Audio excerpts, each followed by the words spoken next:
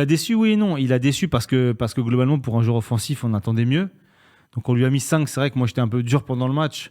Avec le recul, on peut se dire qu'effectivement, comme on a dit, c'était le soldat du général. Il était là pour faire les efforts défensifs, pour que l'ami Kylian puisse faire un peu ce qu'il veut. Donc il a beaucoup défendu. Plutôt bien d'ailleurs, je pense qu'on est tous d'accord là-dessus.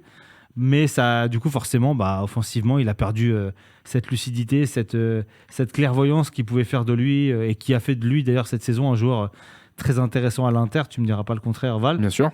Et voilà, c'est vrai qu'il a eu quelques occasions, notamment en seconde période. Et tu vois qu'il était complètement cramé offensivement. Quand il nous a fait sa série de 12 passements de jambes, je pense que c'est ça que ton frère voulait dire tout à l'heure, sa série de 12 passements de jambes digne d'un chèque Diabaté, c'est compliqué. Alors oui, on peut dire, il a peut-être vu Ronaldo, le vrai, peut-être au musée de l'Inter de Milan, il a dit tiens, je vais faire pareil en match. Mais non, alors, respecte-toi un peu.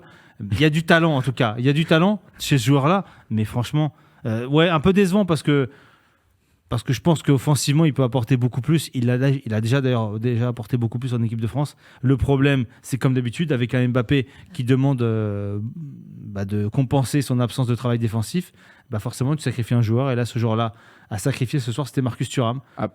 Après, pour défendre aussi un peu Thuram, c'est vrai que son positionnement à l'Inter, derrière un Lautaro Martinez en faux neuf et en deuxième attaquant qui donne les ballons à Lautaro Martinez, est très différent d'un Thuram là, presque sur le côté.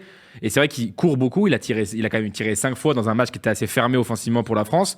Et je vous invite à aller voir sa map de là où il a couru. Il a tout le côté droit, tout le côté gauche et toute l'axe. Donc c'est à mon avis l'un des joueurs qui a le plus couru ce soir en équipe de France. Donc beaucoup de fatigue comme tu l'as dit. Il n'a pas été à avoir d'efforts. Ça c'est sûr même sans doute c'était l'un des plus concernés. Je pense qu'il a vraiment fait son match. Mais oui, effectivement, dans un match comme ça, malheureusement, c'est difficile de lui demander peut-être plus. Parce que, au niveau lucidité, c'était quand même compliqué devant le but. Ça reste quand même un joueur intéressant. Mais globalement, c'est toujours la problématique avec Mbappé. Donc, hâte de voir, juste en 2 mots, hâte de voir Vinicius faire les mêmes efforts sur le côté gauche quand Mbappé sera au Real Madrid. En tout cas, sur le chat, hein, ça vous rejoint majoritairement. Hein. Il y a Jeff Dutrez qui parle de match honteux. Il y a Itachi qui dit l'attaque, c'était des clowns. Pinus qui dit il ralentit le jeu, Marcus. Et il poursuit en disant chaque action offensive, une fois qu'il avait le ballon, il gâchait tout. Les 4 devant étaient horribles, ajoute Itachi. Donc c'est vrai que beaucoup de personnes étaient assez déçues de l'attaque française et notamment de Marcus. Tu rejoins Seb, je suppose Forcément, je rejoins Seb sur le fait que Marcus Thuram n'ait pas fait un grand match. Et je me rejoins tout seul parce que personne ne l'a dit. Mais sur le fait que ce joueur qui soit titulaire en équipe de France, je suis pas encore certain que ça soit le bon choix.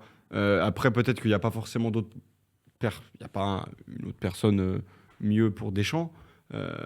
Meilleur. Mais là, je vois comment les gars, ça fait quand même plusieurs matchs que Marcus Thuram en équipe de France, depuis qu'il a un peu été intégré dans ce nouveau rôle de titulaire, entre guillemets.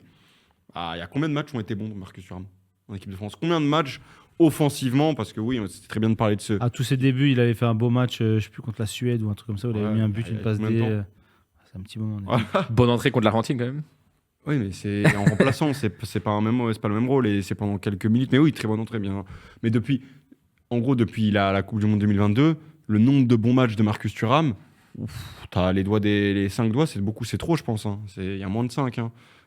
On est peut-être moins, on est à 3, peut-être 2, 3. Donc c'est compliqué. Il va falloir qu'il rentre dans sa compète parce que les critiques elles vont arriver. Elles arrivent déjà, elles en font partie malheureusement, parce que je suis dur.